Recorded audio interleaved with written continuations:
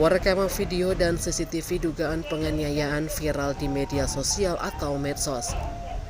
Video dugaan penganiayaan tersebut diduga dilakukan oleh seorang ayah tiri kepada anak perempuannya di Kota Pagar Alam, Provinsi Sumatera Selatan.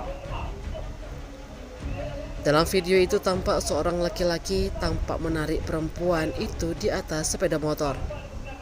Sebelum menarik paksa, pria tersebut meludahi anak perempuannya serta menganiaya menggunakan senjata tajam yang mengakibatkan luka robek di bagian tangan. Selain seorang pria tampak di CCTV di lokasi seorang perempuan yang diduga istri atau ibu korban.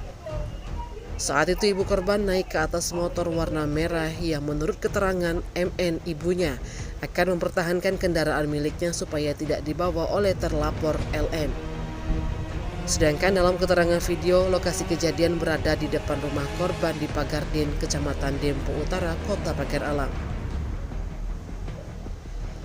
Korban MN 19 tahun yang diketahui adalah anak tiri terlapor berinisial LN 40 tahun mengatakan penganiayaan itu terjadi pada Minggu 18 Agustus 2024 lalu.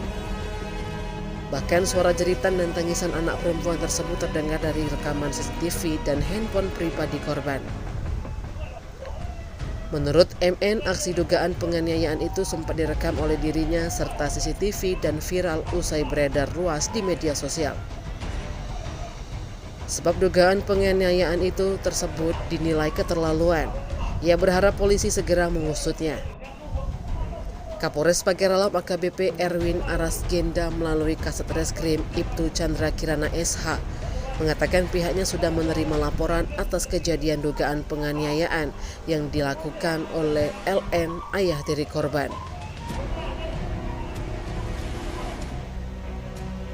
Menurut Kasat Reskrim Ibtu Chandra Kirana, pasal yang akan dikenakan adalah 351 ayat 1 dan 2 terkait dengan penganiayaan. Tim Liputan Sumsel Update TV melaporkan.